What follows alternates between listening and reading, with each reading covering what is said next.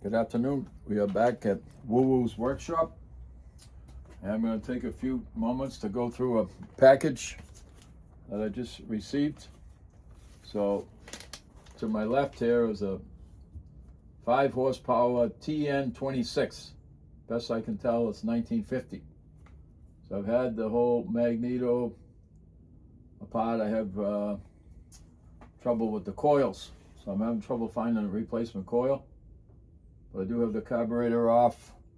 I got that all cleaned up, ready to go back together. I'm waiting for some gaskets from a Mr. John Folk, who is part of the Antique Outboard Association. Very nice man. If you haven't talked to him, I'd highly recommend it. He's very reasonable with his prices for the gasket sets and screws and nuts. Everything you need to rebuild these old small carburetors, but he doesn't get into the newer, and I'll say newer is mid-70s up. To me, anything after that is considered, I know even the mid-60s, a lot of the antique guys don't think those are really vintage, but this is packaged very well. I'm happy to see that.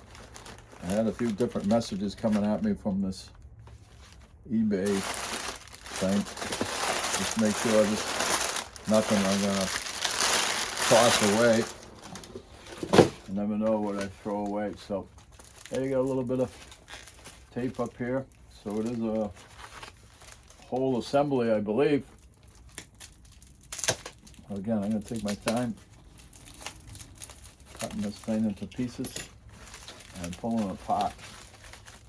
So let's see what came and what type of shape it's in.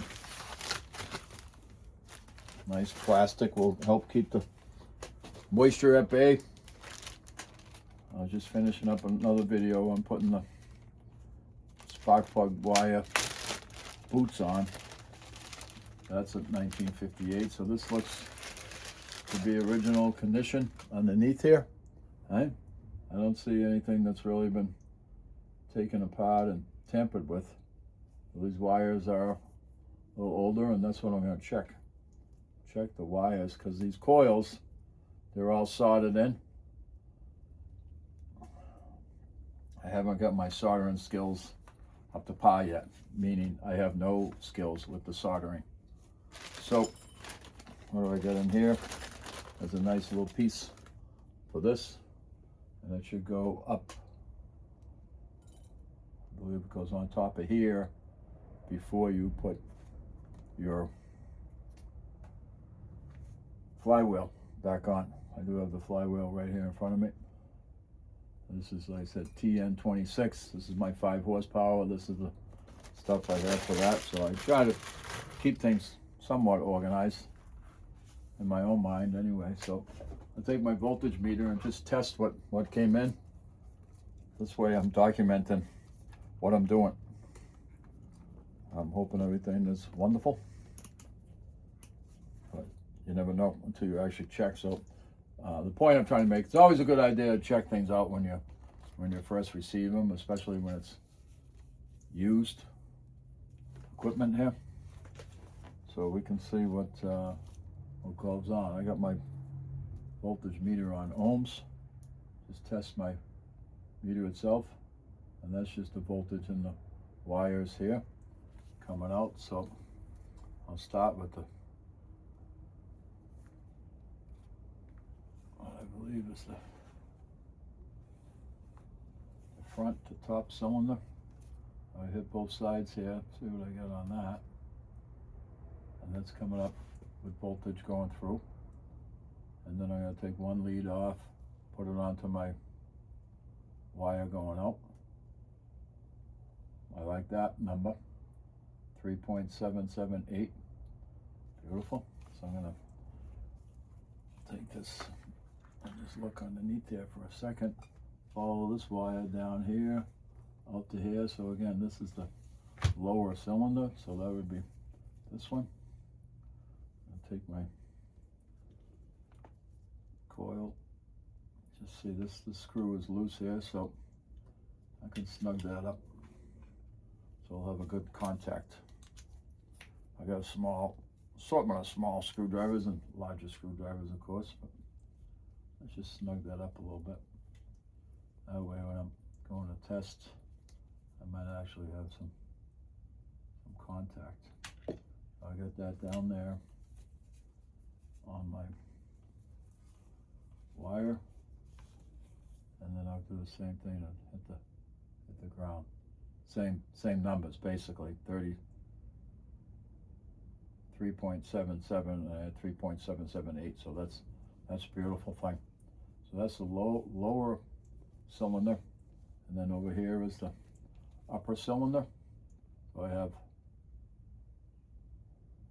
some voltage going through two of them, which I'm happy to see that. And then I'm just going to tap onto the spark plug wire again, 3.75. Now I'll follow the end of the wire that has the little up clip on there, and again this one is a little bit loose, so I'll just snug that up a little bit, make sure I have contact.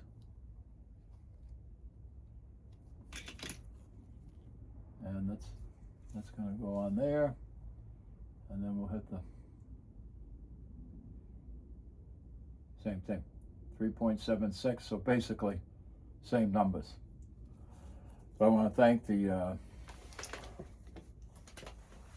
Griffin Associates, I believe, who sent me this.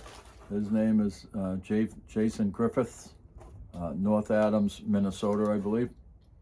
And I want to thank him for being right on the money, it looks like, from what I'm seeing here. Of course, I'm going to take my time, put it together on this, and then see about getting the carburetor back together. I do have gas tanks that I'm having painted with a professional friend, body shop, one of my cousins and his sons.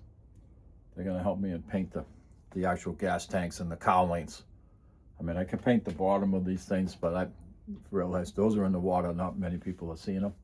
But the tops, the cowlings, and the gas tanks, I'll get a professional to do that. So thank you so much for watching.